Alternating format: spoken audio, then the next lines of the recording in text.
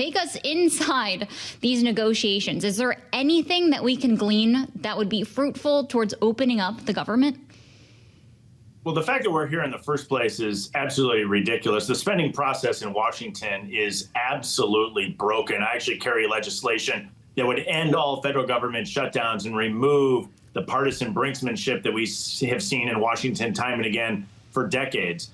The fact that Republicans put forward a clean CR, meaning adding no additional policy, simply funding the government for a stopgap period of time for 7 weeks, it was only a radical position by those on the left that are rejecting that. That would give us the window to actually negotiate out fiscal 26 spending as well as other policy priorities that members have. And so what we should do is cooler heads hopefully do prevail as many folks are home on the Jewish holiday today or over the weekend. And we come back and we see the Senate have the courage to reopen the government, allowing us that period of time to finish negotiations on fiscal year 26 appropriations, as well as other policy priorities. Thanks for coming on to see us, Congressman. I think you're referring to the Eliminate Shutdowns Act. And we just, in the last 24 hours, talked to Dusty Johnson and Senator Ron Johnson. They both helped to craft this piece of legislation. It would basically do what the title says. Anytime we had a lapse in funding, it would trigger, I believe it's a 14-day continuing resolution. So it would end shutdowns as we know it. What would compel lawmakers to make a deal if there was never a deadline?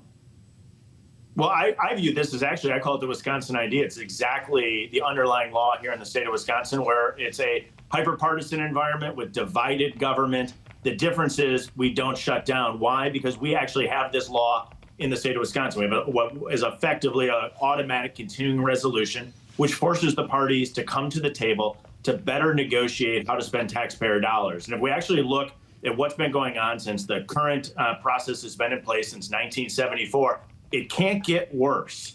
And so this would simply just remove the brinksmanship from being part of the negotiations. Things would go and fund at the current levels that they are going forward until a new appropriations law would be put in place. I think it would dramatically improve the process in Washington and allow us to actually go through and determine whether or not there's waste, fraud, and abuse in programs, remove those programs, and then identify what the priorities are and spend on those priorities. The entire spending process is broken, and I think the most significant change we could make would be putting in place this legislation that would end these federal government shutdowns, which are just wildly unproductive for everyone. Well, you perhaps alluded to there the idea of streamlining bureaucracy and perhaps adding a little bit of pressure to this round of the negotiations around keeping the government opened, now reopened.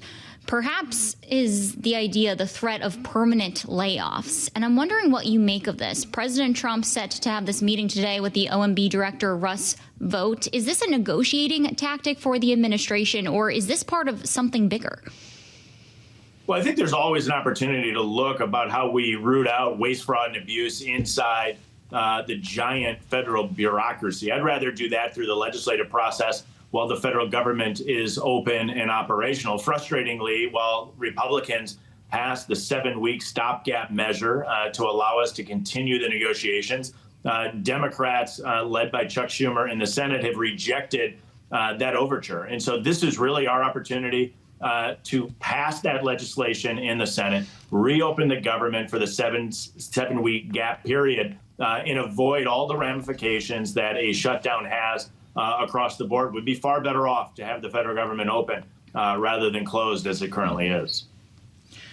Milwaukee Journal-Sentinel says you have about 18,000 federal workers in Wisconsin. Do you consider them all essential, Congressman?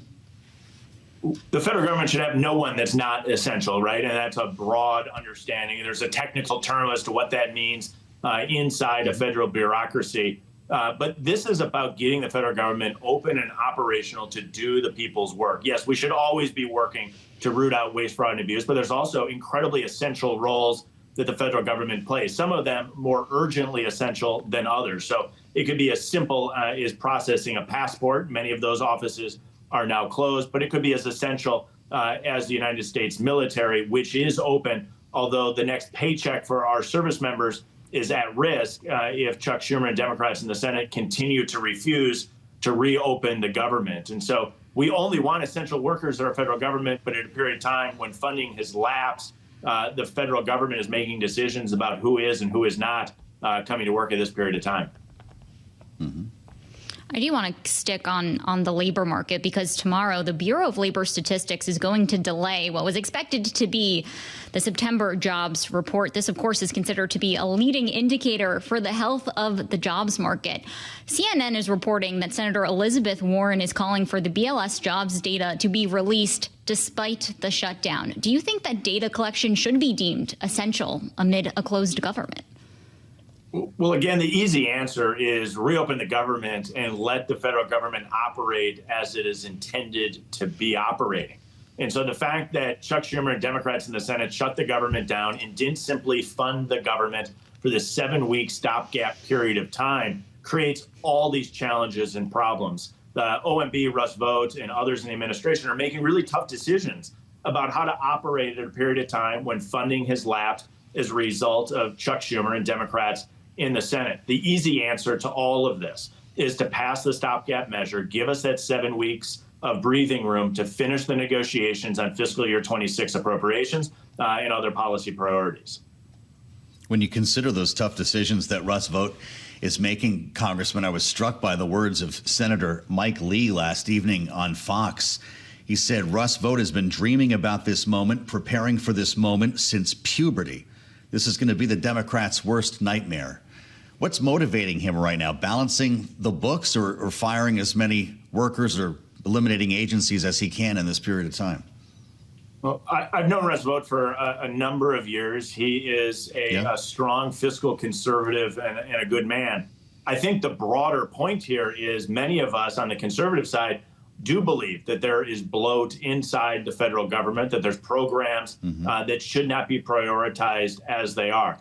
That said, I'm of the belief that the best way to root this out is through the traditional legislative process of the appropriations committees doing their job and weeding out the waste, fraud, and abuse that does exist inside the federal government. To allow that to occur, what we need to do is to reopen the government. When we close the government, as the Democrats did by failing to vote for the 7-week stopgap measure, they significantly empowered the administration to make determinations as to what is and what is not essential. Again, if people have concerns with that, the easy answer is to reopen the government and allow Congress and elected leaders to engage appropriately in that debate.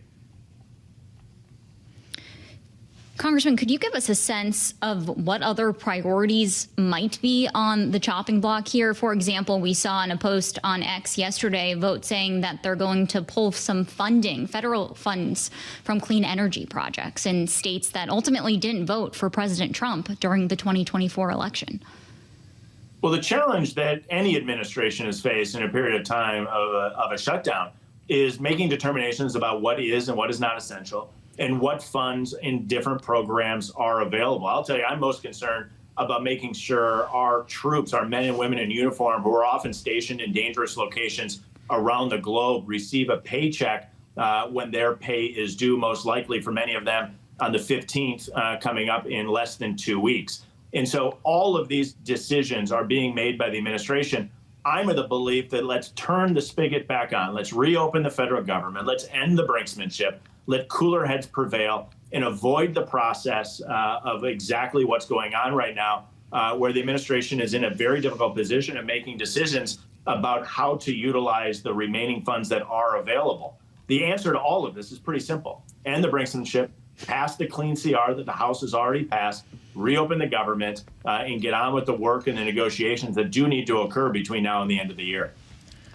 Of course, we should remind everybody you are chairman of the House Admin Committee, Congressman. That gives you a certain purview over elements of the federal government, including the Smithsonian, as I understand it. The Smithsonian last evening said government shutting down, it does have prior year funds to remain open until at least October 6th.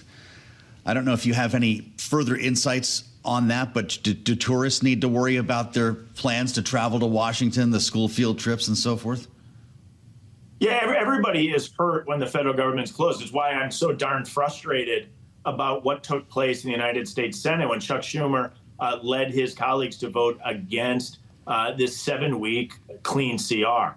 And so as funds expire and are drawn down to zero, many of these agencies of the federal government are forced to close. And whether or not the Smithsonian closes on any specific day, I can tell you that a whole host of important federal government functions can't operate without an ongoing appropriations from Congress. And so people are being hurt. It's darn frustrating. And those of us that are actually trying to do the job of legislating and moving this country forward are just incredibly frustrated with the position that Chuck Schumer and Democrats in the Senate have taken by rejecting a clean CR that is simply saying, let's just continue the funding as we have it while we complete these negotiations. And Congressman, just in the last 30 seconds, we have you to pick up on Joe's point. In all seriousness, we've actually seen some outrage about what could potentially be the shutdown of the panda cams at the National Zoo. I'm wondering if you have any sort of assurances to Americans that are looking at this, because they actually were shut down during the last government shutdown. Yeah, it's all sorts of programs that people realize the federal government is involved in. I have no knowledge of panda camps or anything else that's sometimes playing out online. But I can tell you that people are impacted in small ways. Maybe it is by the panda camps. But I can tell you my focus is on what I would view as the big ways. And there is, to me, nothing more important than making sure that our men and women in uniform are paid while they're out sacrificing and risking their lives on our behalf for our freedoms and liberties. There's nothing to me more important than that. But there are so many essential programs that have been put at jeopardy by Democrats in the Senate.